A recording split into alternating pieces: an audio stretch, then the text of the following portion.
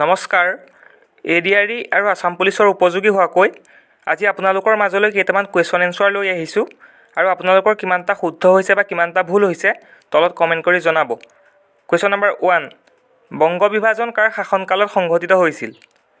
ইয়াত যিকেইটা অপশ্যন দিয়া আছে তাৰ ভিতৰত শুদ্ধ উত্তৰটো হ'ব option B, Lord Nathaniel Curzon. Next question, পূৰ্ব বংগ আৰু অসম নামৰ প্ৰদেশখনৰ ৰাজধানী ক'ত আছিল? ইয়াত যিকেইটা অপশ্যন দিয়া আছে তাৰ ভিতৰত শুদ্ধ উত্তৰটো হ'ব অপশ্যন চি, ঢাকা। পূৰ্ব বংগ আৰু অসমৰ ৰাজধানী আছিল ঢাকাত। ইয়াৰ পাছৰটো কুৱেশ্যন হৈছে, স্বদেশী আন্দোলনৰ সময়ত যুগান্তৰ নামৰ সংবাদপত্ৰখনৰ সম্পাদনা কোনে কৰিছিল? ইয়াত যিকেইটা অপশ্যন দিয়া আছে তাৰ ভিতৰত শুদ্ধ উত্তৰটো হ'ব অপশ্যন এ, ভূপেন্দ্ৰনাথ দত্ত। ইয়াৰ পাছৰটো কুৱেশ্যন হৈছে, যুক্তৰাষ্ট্ৰৰ গৃহভূমি বুলি কাক জনা যায়? ইয়াত যিকেইটা অপশ্যন দিয়া আছে তাৰ ভিতৰত শুদ্ধ উত্তৰটো হ'ব অপশ্যন ডি, আমেৰিকা। ইয়াৰ পাছৰটো কুৱেশ্যন হৈছে, কেবিনেট মিছন ভাৰতলৈ কেতিয়া আহিছিল? ইয়াত যিকেইটা অপশ্যন দিয়া আছে তাৰ ভিতৰত শুদ্ধ উত্তৰটো হ'ব অপশ্যন এ, 1946 চনত। ইয়াৰ পাছৰটো কুৱেশ্যন হৈছে, ৰাষ্ট্ৰসংঘ দিৱস কোন তাৰিখে পালন কৰা হয়? ইয়াত যিকেইটা অপশ্যন দিয়া আছে তাৰ ভিতৰত শুদ্ধ উত্তৰটো হ'ব অপশ্যন চি, 24 অক্টোবৰ। 24 অক্টোবৰ দিনটো ৰাষ্ট্ৰসংঘ দিৱস হিচাপে পালন কৰা হয়। নেক্সট কুৱেশ্যন, গৰমপানী বন্যপ্ৰাণী অভয়াৰণ্য কোন জিলাত আছে?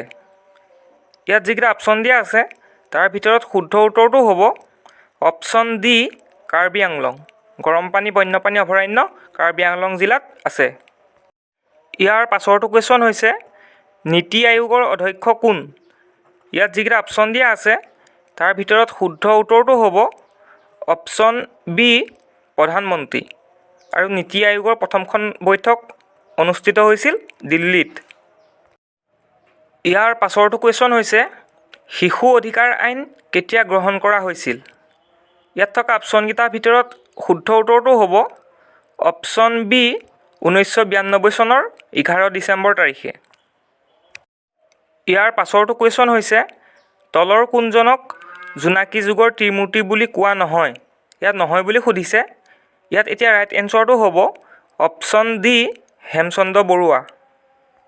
ইয়াৰ পাছৰটো কুৱেশ্যন হৈছে, অসম ছাত্ৰ সন্মিলনৰ মুখপত্ৰখন কি আছিল?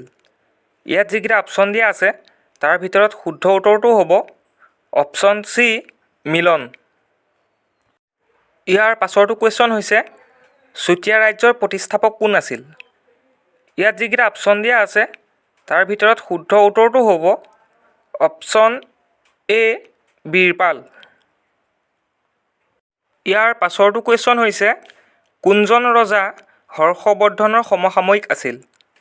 ইয়াত যিকেইটা অপশ্যন দিয়া আছে তাৰ ভিতৰত শুদ্ধ উত্তৰটো হ'ব অপশ্যন চি, ভাস্কৰ বৰ্মন। ইয়াৰ পাছৰটো কুৱেশ্যনলৈ আহিছোঁ, প্ৰথম অসমীয়া শিশু উপন্যাসখন কি আছিল? ইয়াত যিকেইটা অপশ্যন দিয়া আছে তাৰ ভিতৰত শুদ্ধ উত্তৰটো হ'ব অপশ্যন ডি, পাতালপুৰি। বহুতৰে কনফিউজন হয়, কিছুমানে ল'ৰা বন্ধু বুলি কয়, কিন্তু ল'ৰা বন্ধুখন আচলতে শিশু আলোচনীহে হয়। উপন্যাসখন হৈছে পাতালপুৰি। ইয়াৰ পাছৰটো কুৱেশ্যন হৈছে, অসমীয়া চুটিগল্পৰ লেখক কোন? ইয়াত যিকেইটা অপশ্যন দিয়া আছে তাৰ ভিতৰত শুদ্ধ উত্তৰটো হ'ব অপশ্যন এ, লক্ষ্মীনাথ বেজবৰুৱা। ইয়াৰ পাছৰটো কুৱেশ্যন হৈছে, ৰাম সৰস্বতী কোনজন আহোম ৰজাৰ ৰাজসভাৰ কবি আছিল? ইয়াত যিকেইটা অপশ্যন দিয়া আছে তাৰ ভিতৰত শুদ্ধ উত্তৰটো হ'ব অপশ্যন চি, দুৰ্লভ নাৰায়ণ। ৰাম সৰস্বতী ৰজা দুৰ্লভ নাৰায়ণৰ ৰাজসভাৰ কবি আছিল। ইয়াৰ পাছৰটো কুৱেশ্যন হৈছে, নালন্দা বিশ্ববিদ্যালয় কোনখন ৰাজ্যত অৱস্থিত? ইয়াত যিকেইটা অপশ্যন দিয়া হৈছে তাৰ ভিতৰত ৰাইট এনচাৰটো হ'ব option B two, Bihar. Nalanda বিশ্ববিদ্যালয় বিহাৰ ৰাজ্যত অৱস্থিত। ইয়াৰ পাছৰটো কুৱেশ্যনলৈ আহিছোঁ, আহোমৰ শেষৰ ৰাজধানী আছিল? ইয়াত যিকেইটা অপশ্যন দিয়া আছে তাৰ ভিতৰত শুদ্ধ উত্তৰটো হ'ব অপশ্যন চি, যোৰহাট। আৰু